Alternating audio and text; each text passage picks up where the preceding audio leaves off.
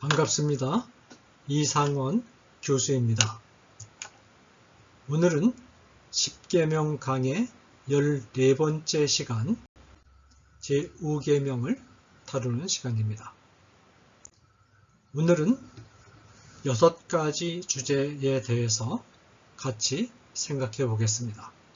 첫째는 부모는 하나님의 대리자라는 점, 둘째는 제5계명은 장수와 축복이 약속된 계명이라는 점, 셋째로 그러나 장수의 축복이 절대적인 것은 아니다라는 점, 넷째로 부모의 가르침에 순종하는 것이 부모 공경이다라는 점, 다섯 번째 부모를 사랑하고 돌보는 것도 부모 공경이다라는 점, 여섯 번째 부모에게의 순종에는 한계가 있다는 점, 이런 점들을 순차적으로 살펴보겠습니다. 제1계명부터 제4계명까지가 하나님과 인간의 관계를 바르고 아름다운 관계로 맺어가기 위한 길을 제시하고 있다면 제5계명에서 제9계명까지는 인간과의 수평적인 관계를 바르고 아름답게 맺어가는 길을 제시하고 있습니다. 10계명은 부모에 대하여 성도들이 어떤 태도와 행위를 가져야 하는가를 제시하는 것으로서 인간을 향한 성도들의 태도와 행위에 관한 가르침을 시작합니다. 부모에 관한 계명은 하나님에 관한 계명이 인간에 관한 계명으로 넘어가는 전환점이 됩니다. 왜냐하면 부모는 이 세상에서 가장 중요한 하나님의 대리자이기 때문입니다. 하나님을 향한 성도들의 태도와 행위 가운데는 부모에게는 적용될 수 없는 부분도 있지만 많은 부분이 부모에게도 적용이 됩니다. 먼저 부모는 하나님의 대리자라는 점에 대해서 생각해 보겠습니다. 성경이 말하는 부모의 위치는 현대인들이 상상하기 어려울 만큼 크고 중요합니다. 부모가 없으면 우리가 이 세상에 존재할 수 없습니다. 부모가 결혼해서 우리를 잉태하고 출산했기 때문에 우리가 세상에 태어날 수 있었고, 우리는 부모의 피와 살을 그대로 물려받았을 뿐만 아니라 부모의 성격과 정신까지도 상당 부분 그대로 전수받았습니다. 하나님은 부모의 의지와 신체를 통해서 우리를 창조하셨습니다. 그런 의미에서 부모는 하나님의 대리자입니다. 그러나 부모의 역할은 여기서 끝나지 않습니다. 우리가 이 세상에 태어난 후에는 우리의 가장 중요한 양육자와 교육자의 역할을 부모가 담당합니다. 자녀의 성격과 인생관은 절대적으로 부모의 양육과 교육이 결정합니다. 근대 교육이 발달하기 이전에는 당연히 부모의 역할이 절대적이었지만 근대 교육이 발달하기 시작한 이후 자녀 교육의 상당 부분이 학교로 이관된 오늘날에도 자녀 교육에 있어서 부모가 차지하는 역할이 가장 크고 중요하다는 사실에는 변함이 없습니다. 특히 신앙이 있는 부모들은 신명기 6장 6절에서 8절 말씀을 기억할 필요가 있습니다.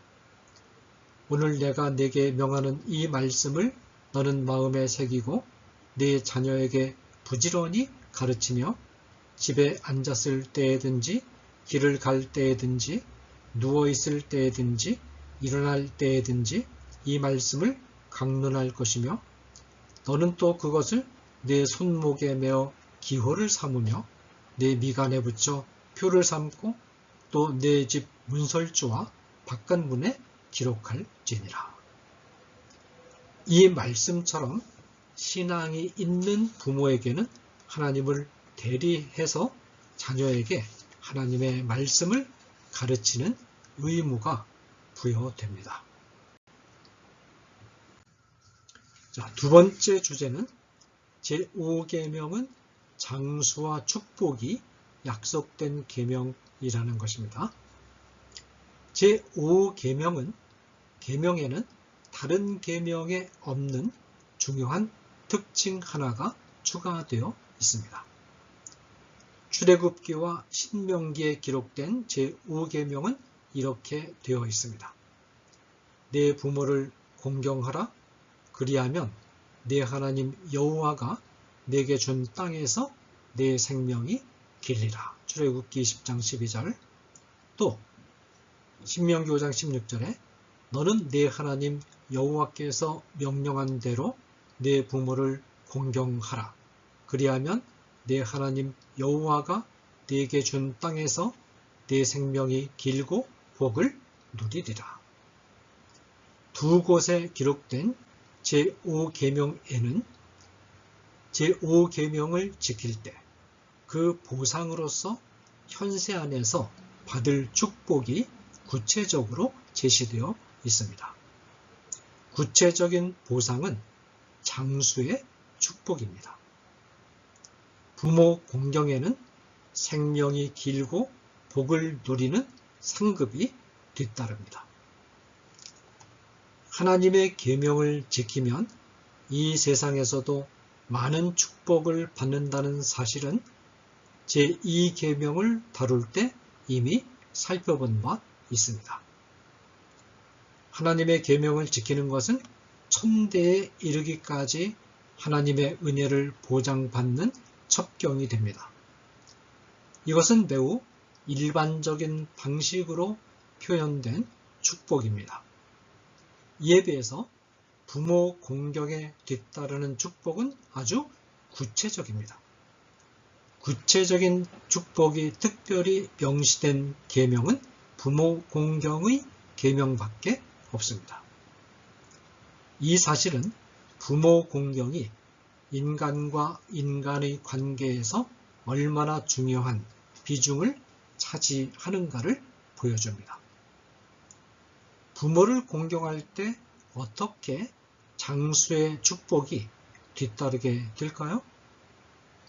물론 우리는 이 말씀이 하나님의 말씀이라는 이유 하나만으로도 아무 의심 없이 또 어떻게 그렇게 되는가를 이해하지 못해도 무조건 믿고 받아들이는 태도를 갖는 것이 중요합니다. 우리보다 훨씬 지혜롭고 생각이 깊으신 하나님의 말씀을 무직한 태도로 따를 때 우리가 손해보는 일은 결코 없기 때문입니다. 그러나 부모를 공경할 때 장수의 축복이 뒤따르게 된다는 사실은 인간의 삶의 모습을 들여다보면 어느 정도 확인할 수 있는 것도 사실입니다. 부모를 공경한다는 말은 곧 부모의 가르침에 순종하는 것을 뜻합니다. 부모를 공경하면 장수의 축복이 뒤따른다는 말은 부모의 가르침 안에 장수할 수 있는 비결이 담겨 있다는 뜻이기도 합니다. 그러면 부모가 가르치는 어떤 가르침 안에 장수의 축복이 약속되어 있을까요? 부모가 입이 닳도록 잔소리처럼 자녀들에게 가르치는 가르침 가운데 하나는 나쁜 친구를 멀리하고 좋은 친구를 곁에 두고 사귀라는 것입니다. 왜냐하면 부모는 오랜 인생 경험을 통해서 나쁜 친구들과 어울리다가 자기 명대로 살지 못하고 인생을 끝내고만 사람들의 경우를 많이 알고 있기 때문입니다. 이 말은 바로 잠언 기자가 한 말입니다. 잠언 1장 10절 그리고 18절에서 19절은 이렇게 말합니다. 내 아들아, 악한 자가 너를 끌지라도 따르지 말라. 그들이 가만히 엎드리면 자기의 피를 흘릴 뿐이요 숨어 기다리면 자기의 생명을 해할 뿐이니 이익을 탐하는 모든 자의 길은 다 이러하여 자기의 생명을 잃게 하느니라. 자, 이 본문이 말하는 악인은 다른 사람들의 피를 흘리는 일에 혈안이 되어 있는 자들입니다. 이들의 시도는 결국 자기 생명을 잃는 것으로 끝난다는 것이 이 말씀의 요지입니다. 잠언 기자가 인생 경험을 통해서 발견한 것이 무엇입니까? 악인이 다른 사람들을 죽이고 자기 이익을 챙기려고 무서운 함정을 파놓고 숨어서 기다립니다. 그런데 인생이 자기 뜻대로 진행되지 않습니다. 기이하게도 예상하지 않았던 변수가 생겨서 자기가 파놓은 함정에 자기가 빠져서 죽는 방향으로 사태가 전개된다는 것입니다. 그런데 이런 시도를 하는 악인을 친구로 두고 이 친구를 따라가면 같은 운명을 만나게 됩니다. 잠언 기자는 이런 일들을 너무나 많이 본 것입니다. 그래서 잠언 기자가 피를 토하는 심정으로 철 모르는 아들과 같은 이들에게 하는 말이 악한 자가 너를 끌지라도 따르지 말라는 것입니다. 이 말을 현대어로 쉽게 표현하면 나쁜 친구를 멀리하라는 것입니다. 예를 들어 봅시다. A라는 평범한 청년이 있습니다. 이 청년이 B라는 청년을 친구로 사귀었습니다. 그런데 B는 고등학교 시절부터 일진에 관여했던 친구였고 고등학교를 졸업한 후에는 조폭에 들어가 활동하는 청년이었습니다. B는 조폭의 자금을 대기 위해 마약 밀매를 하고 있었습니다. B는 A에게 함께 조폭에 들어가 활동하자는 요청을 했고 A는 원하지 않았으나 B와의 관계를 끊을 경우에 조폭으로부터 보복당할 것이 두려웠고 많은 돈을 벌 수 있다는 절친 B의 유혹을 거절할 수도 없어서 결국 마약 밀매에 가담하게 되었습니다. 어느 날 불법적인 마약 거래를 하러 나갔다가 상대방이 파놓은 함정에 빠져 총격전이 벌어졌고 결국 총격전에서 사망하고 말았습니다. 이 일은 일진과 조폭이 일상화되다시피 한 우리 사회에서 일어날 개연성이 매우 큰 예입니다.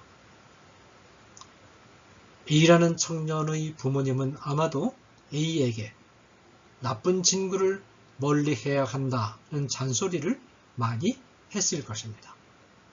만일 A가 부모님의 잔소리를 소홀히 하지 않고 귀담아 듣고 부모님의 가르침에 따라서 나쁜 친구를 멀리했다면 제명을 누리면서 살 수 있었을 것입니다.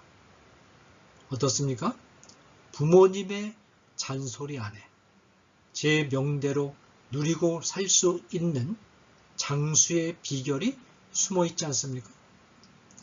만일 청년 A가 어려서부터 부모로부터 귀에 못이 박히도록 들었던 교훈인 악한 무리와 사귀지 말라는 교훈을 마음속에 간직하고 악한 동료의 유혹에 넘어가지 않고 잘 참고 이겨냈다면 이 청년은 죽음으로부터 생명을 구하고 오래 사는 축복을 누릴 수 있었을 것입니다.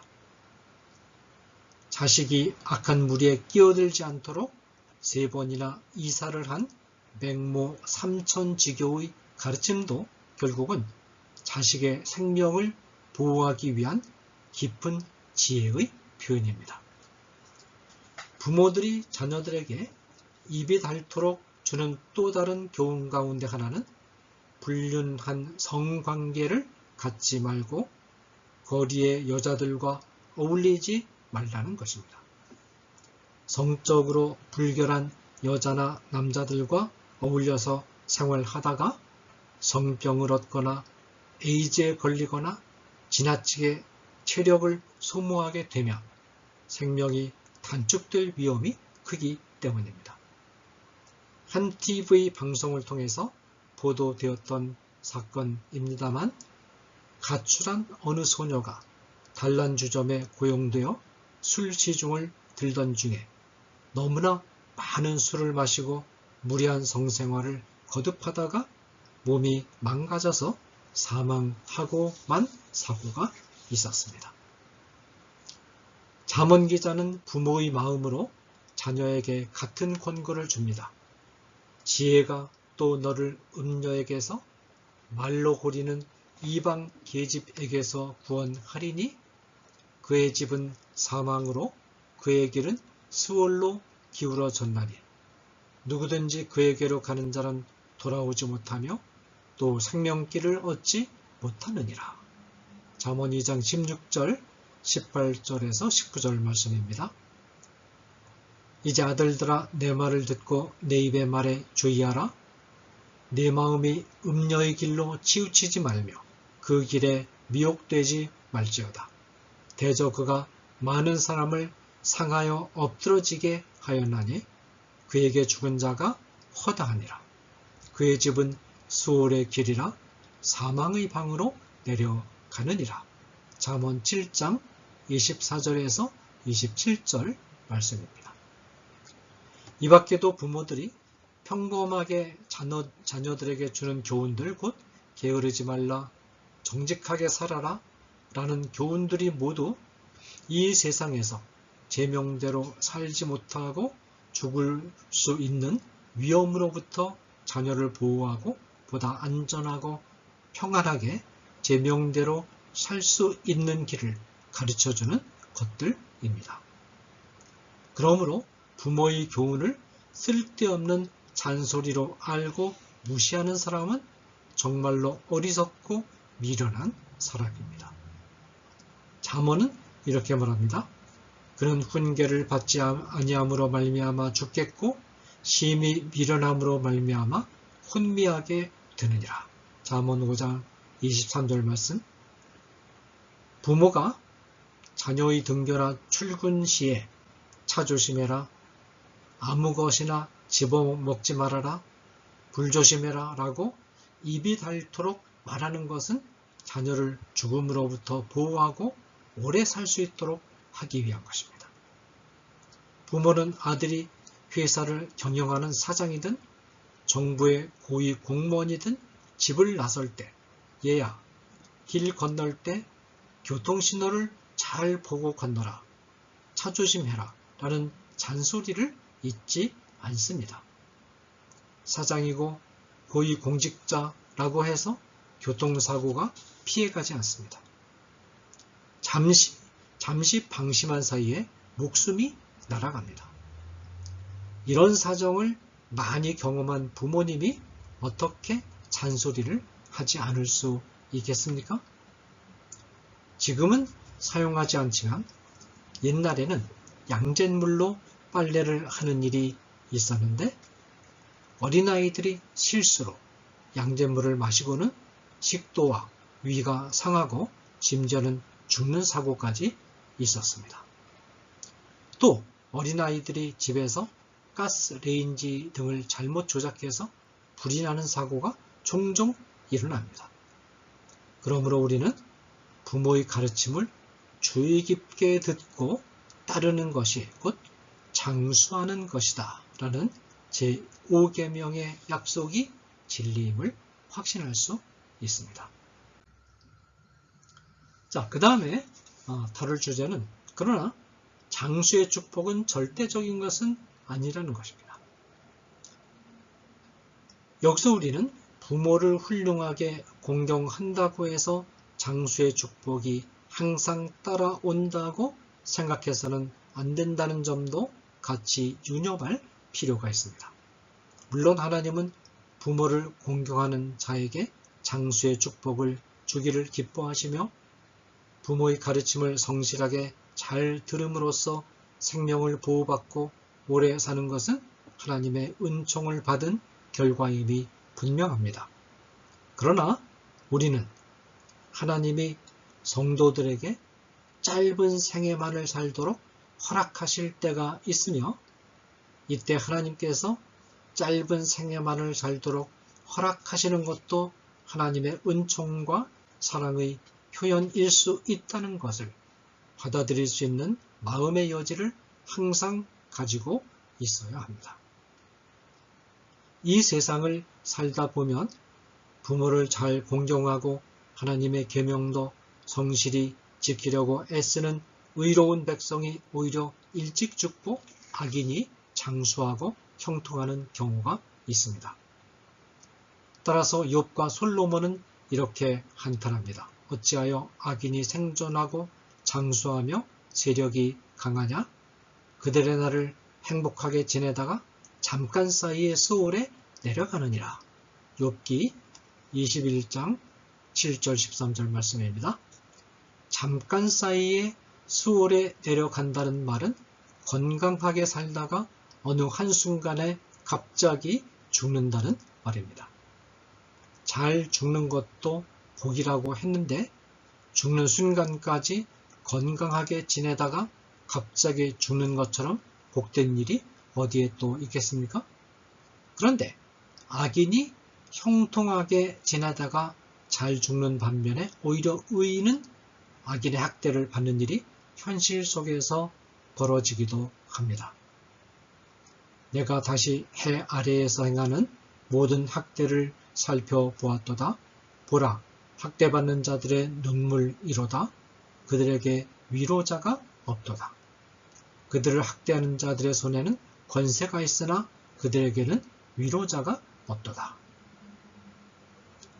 전도서 4장 1절 말씀입니다. 실제로 그 누구보다도 하나님의 축복을 많이 받은 하나님의 자녀가 단명한 예들을 많이 찾아볼 수 있습니다. 에녹을 한번 봅시다.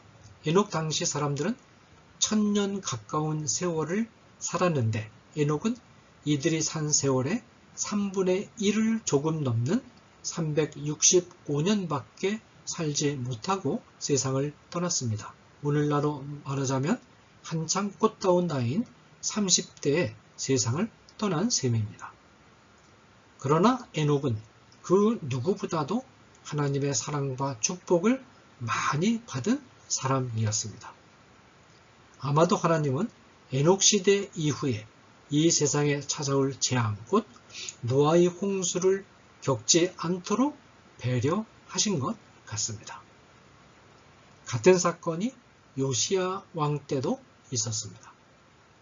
요시야 왕은 하나님의 뜻을 성실하게 지키기 위해 애썼고 따라서 하나님의 마음을 기쁘시게 했던 왕인데 하나님은 요시야 왕이 죽기 직전에 이렇게 말씀하셨습니다. 그러므로 보라, 내가 너로 너희 조상들에게 돌아가서 평안히 묘실로 들어가게 하리니 내가 이곳에 내리는 모든 재앙을 네 눈이 보지 못하리라 하셨느니라. 열왕기하 22장 20절 말씀입니다. 살아서 재앙을 보고 형언할 수 없는 고통을 맛보는 것보다는 차라리 죽는 것이 때로는 축복이 될 때가 있습니다. 예수님의 경우는 어떻습니까? 예수님은 33세밖에는 살지 못하고 단명하셨는데 예수님이 이렇게 단명하신 이유가 하나님의 명령을 거슬렀기 때문입니까? 오히려 정반대입니다. 하나님의 말씀을 철저하게 지키시기 위하여 단명하신 것입니다. 따라서 성도들은 하나님이 장수와 형통함의 축복을 주신다는 약속을 항상 유념하면서 부모를 공경하는 일에 열심을 다하되 하나님이 원하신다면 언제라도 단명이나 고난도 기쁘고 감사한 마음으로 받을 수 있는 마음의 준비를 하고 있어야 합니다. 언제 장수와 형통의 복을 주시고 언제 단명과 고난의 때를 주시는가는 하나님의 결정에 맡겨야 합니다. 하나님께서 이처럼 때로는 하나님을 사랑하고 계명을 철저하게 지키는 자들에게 단명과 고난의 때를 주시는 또 하나의 이유는 성도의 궁극적인 소망이 결코 이 세상에서 누리는 장수의 세월 그 자체에 있는 것이 아니기 때문입니다. 세상에서 장수하는 것에 대해서 모세는 이렇게 노래합니다. 우리의 연수가 70이요 강건하면 80이라도 그 연수의 자랑은 수고와 슬픔뿐이요 신속히 가니 우리가 날아가나이다. 시편 90편 10절 말씀. 이 세상에서 장수한다 하더라도 그 장수하는 세월은 수고와 슬픔뿐입니다. 그러므로 우리 성도들은 장수하는 세월을 살아가면서 인생의 참된 소망은 현세 안에서 오래 사는 데 있지 않고 새 하늘과 새 땅에서 누리는 영원한 삶에 있으며 이 영원한 삶에 비교해 볼 때 현세에서 누리는 장수의 축복이라는 것이 그다지 대단한 것이 못 된다는 진리를 깨닫게 되는 것입니다. 자, 다음에 네 번째로 부모의 가르침에 순종하는 것이 부모 공경이다 라는 주제를 함께 생각해 보겠습니다. 부모를 공경하는 것은 곧 부모의 가르침에 순종하는 것을 의미하는데 그렇다면 부모가 자녀에게 가르쳐야 할 내용은 어떤 것일까요? 신명기 6장 6절에서 8절을 다시 보겠습니다.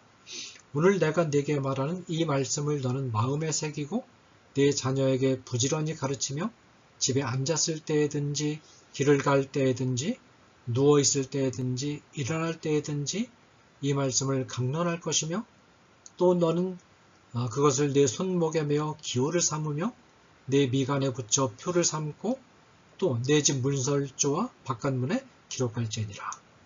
이 명령을 보면 부모는 내가 네게 명하는 말씀을 자녀에게 부지런히 가르치게 되어 있는데 이 말씀은 주로 율법의 말씀을 가리킵니다. 율법은 곧 인간이 하나님 앞에서 그리고 인간들 사이의 관계에 있어서 어떻게 행동해야 바르게 행동해야 하는 것인가를 말하는 것으로서 간단히 말하면 윤리적인 교훈을 뜻합니다. 여기서 우리가 알 수 있는 사실은 부모는 자녀에게 지식을 가르치는 자가 아니라 지혜를 가르치는 지혜의 교육자라는 것입니다. 율법은 곧 지혜의 말씀이기 때문입니다. 옛날에는 자녀가 부모로부터 지혜뿐만 아니라 지식도 상당히 많이 전수받았습니다. 예컨대 부모가 양을 키우는 직업을 가지고 있으면 자식도 대부분 부모의 직업을 그대로 물려받기 마련인데 이때 부모는 자식에게 사람으로서 어떻게 살아야 하는가 하는 지혜를 가르쳐 줄 뿐만 아니라 자식이 평생 생계를 유지하는 데 필요한 목축 기술이라는 지식도 가르쳐 줍니다. 그런데 오늘날에는 아주 기초적인 글쓰기와 말하기 정도 이상의 지식을 부모로부터 전수받는 일은 극히 드뭅니다. 아예 4살이나 5살이 되면 유치원에 아이를 보내서 앞으로 살아가는 데 필요한 기술이나 지식을 배우게 합니다. 오늘날의 자녀들은 자기가 살아가는 데 필요한 지식의 95% 이상을 부모가 아닌 다른 사람으로부터 배웁니다. 또 지식이 워낙 방대하고 깊어서 부모가 가르치고 싶어도 도저히 가르칠 수도 없습니다. 여기서 부모는 자식을 지식을 자식에게 가르쳐야 한다는 엄청난 부담으로부터 해방되는 기쁨을 누리기도 하지만 다른 한편으로는 소외감이나 무력감을 느낄 수도 있습니다. 부모가 가르칠 게 없다고 생각하기 때문입니다. 그러면 정말 오늘날에는 부모가 담당할 역할이 없을까요? 그렇지 않습니다. 원래부터 하나님은 부모에게 지식을 가르치라고 하지 않으셨습니다. 하나님은 부모에게 지혜의 말씀을 가르치라고 명령하셨습니다. 부모가 자식에게 지혜 곧 하나님 앞과 사람 앞에서 바르게 살아가는 법을 잘 가르쳐주면 그것으로 충분합니다. 지식을 잘 가르쳐주지 못하는 것은 부모의 잘못이 아닙니다. 그러나 하나님과 사람 앞에서 바르게 사는 법을 가르쳐주지 못한다면 그 부모는 제 아무리 많은 기술과 지식을 자식에게 가르쳐 주었다 하더라도 실패한 부모입니다. 바로 이 부분에서 오늘날에도 부모의 할 일이 있습니다.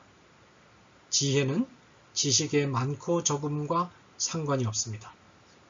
지식이 적어도 아주 지혜롭게 사는 사람이 있고 지식이 많아도 미련하게 사는 사람이 있습니다. 따라서 지식이 아무리 적어도 얼마든지 자식에게 지혜를 가르칠 수 있습니다. 예컨대 부모는 자식에게 정직하게 살아야 한다라고 가르쳐야 하는데 이 가르침은 아주 단순한 가르침이며 많은 지식이 필요한 가르침이 아닙니다.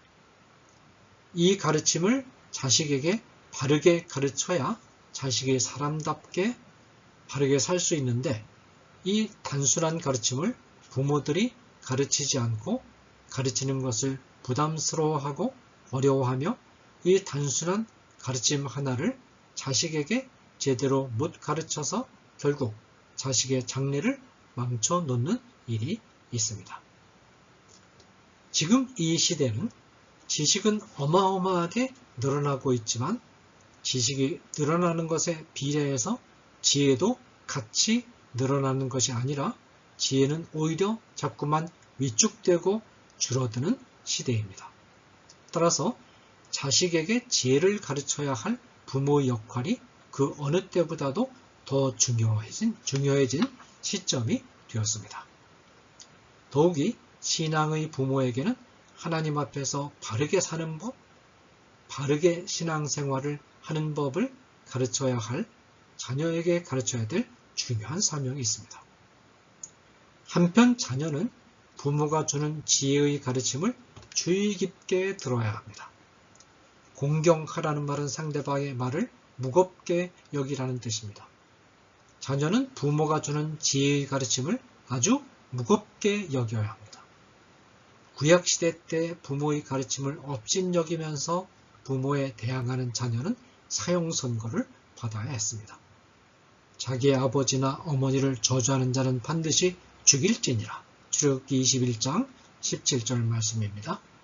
여기서 죽이는 벌을 내린 것은 모세 당시의 이스라엘의 형법으로서 오늘날에도 문자 그대로 적용되는 것은 아니지만 이 말씀은 부모가 가르쳐주는 율법의 말씀을 어기고 대항하는 행위가 얼마나 무거운 죄인가를 우리에게 가르쳐줍니다. 자, 그 다음에 다섯 번째로 부모를 사랑하고 돌보는 것도 부모 공경이다 라는 것을 말씀드리겠습니다. 성경에는 부모를 사랑하라는 명령이 명시적으로 나타나지는 않습니다. 이 명령이 구태여 따로 언급되지 않는 이유는 부모를 사랑하는 것은 너무도 당연한 자식의 도리이기 때문입니다. 부모를 사랑하라는 명령은 이웃을 사랑하라는 명령에 이미 포함되어 있습니다. 부모는 우리의 가장 가까운 이웃 가운데 첫 번째 이웃이기 때문입니다. 그런데 이상하게도 부모가 자식을 사랑하는 것은 자연스럽게 나타나는 현상이지만 자식이 부모를 사랑하는 것은 그렇게 자연스럽게 이루어지지 않을 때가 많습니다. 부모가 자식을 사랑하는 마음은 어떤 경우에도 중단되는 일은 없습니다. 그러나 자식의 경우에는 부모를 향한 사랑에 신실하지 못한 경우가 많습니다. 이런 점에서도 부모와 자식과의 관계는 하나님과 성도들과의 관계와 비슷하다고 할 수 있습니다. 하나님이 성도를 사랑하는 마음은 여일하고 흔들림이 없습니다. 그러나 성도들이 하나님을 향해 갖는 사랑은 항상 불완전하고 변덕스럽습니다. 이 점에 있어서 부모는 하나님의 마음을 비유로 보여주는 하나님의 대리자입니다.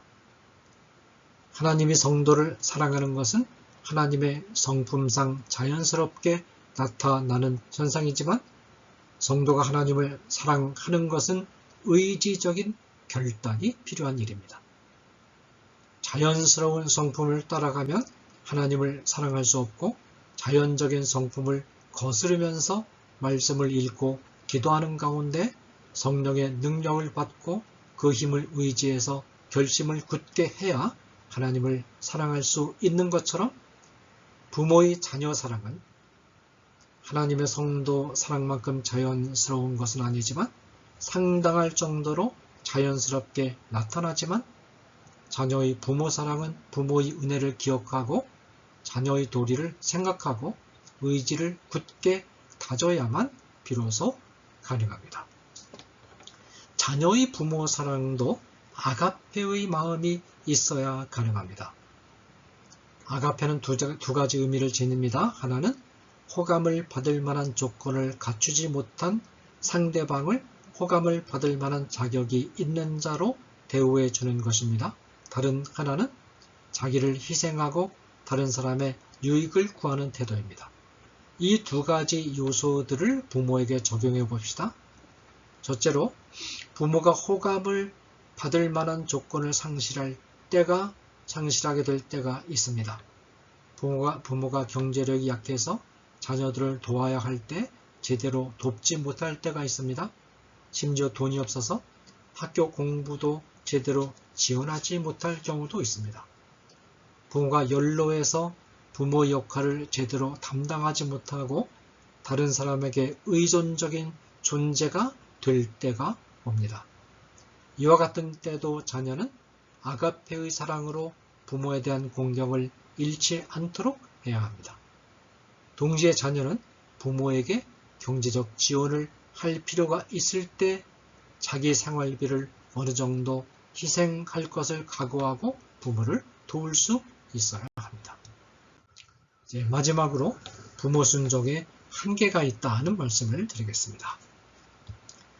믿음의 자녀들은 부모의 가르침에 순종하고 부모의 가르침을 무겁게 여기고 부모를 끝까지 사랑해야 할 의무가 있습니다. 그러나 여기에는 한계가 있습니다. 그 한계를 에베소서 6장 1절과 골로새서 3장 20절이 잘 보여줍니다.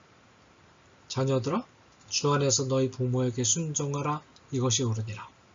자녀들아 모든 일에 부모에게 순종하라 이는 주 안에서 기쁘게 하는 것이니라.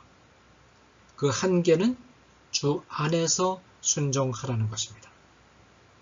주 안에서 순종하라는 말은 주님의 뜻과 진리가 허용하는 범위 안에서 순종하라는 뜻입니다. 부모는 공경의 대상이지만 숭배의 대상이 아니며 부모가 바르게 신앙적인 가르침을 베풀고 바른 지혜를 베풀 때는 마땅히 부모의 가르침에 순종해야 하겠지만 부모가 자녀의 신앙의 길을 가로막거나 비윤리적인 가르침을 베풀 때 자녀는 그 가르침에 따라서는 안 됩니다. 성도들이 유념해야 될 사실은 언제나 하나님과 의로움은 부모보다 더 중요하다는 사실입니다. 따라서 구약 성경에 등장하는 히스기야 왕은 악한 아버지 아하스의 가르침을 따르지 않고 조상 다윗의 행위를 따라서 정직하게 행하는 길을 선택했습니다. 열왕기하 18장 3절 자녀는 마땅히 부모를 공경해야 하고 부모는 자녀를 부당하게 노엽게 해서는 안 됩니다. 에베소서 6장 4절 부모는 오직 주의 교양과 훈계로서 자녀를 양육해야 합니다. 하물며 부모가 자녀를 노예처럼 대하거나 자녀를 성적으로 학대하거나 자녀를 마치 부모 자신의 이상을 실현하는 수단으로 삼는다거나 자식을 자기 소유물처럼 생각하는 것은 큰 잘못입니다. 그러나 우리는 신앙이나 의로움이라는 이유로 부모에게 불순종해야 하는 때에도 부모의 연약성과 결점을 이해하고 참고 끝까지 부모에 대해서 예의를 갖추며 부모를 사랑하는 태도를 잃지 않아야 합니다. 여기서 우리는 예수님의 태도를 본받을 필요가 있습니다. 어린 예수님을 데리고 예루살렘에 올라간 마리아와 요셉은 돌아오는 길에 예수님이 일행에 없는 것을 확인하고 부랴부랴 다시 예루살렘으로 돌아갔습니다. 예루살렘에서 예수님을 한참 찾아 헤매다가 마침내 성전 안에서 종교 지도자들과 대화하고 있는 예수님을 발견하고 예수님을 책망합니다.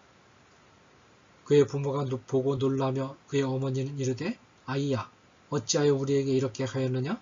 보라 네 아버지와 내가 근심하여 너를 찾았노라. 누가복음 2장 48절 말씀. 그러나 예수님의 답변은 냉정하고 단호합니다. 예수께서 이르시되 어찌하여 나를 찾으셨나이까? 내가 내 아버지 집에 있어야 될 줄을 알지 못하셨나이까? 누가복음 2장 49절 말씀. 인간적으로 보면 좀 버르장머리가 없어 보이는 답변이죠. 그러나 이때 예수님은 하나님의 입장에 서신 것입니다. 예수님은 요셉과 마리아가 예수님 자신이 하나님이자 하나님의 아들임을 알아보지 못하는 불신앙을 잠시 책망하셨지만 바로 요셉과 마리아와 함께 성전을 나와서 나사렛에 돌아오셨고 돌아오신 후에는 이전과 같이 마리아와 요셉에게 순종하는 삶을 사셨습니다. 예수께서 함께 내려가사 나사렛에 이르러 순종하여 받드시더라. 누가복음 2장 51절 말씀. 우리는 하나님에게 뚜렷이 우선순위를 두면서도 부모를 공경했던 예수님의 모습을 마음속에 담아둘 필요가 있습니다. 긴 시간 경청해 주셔서 감사합니다.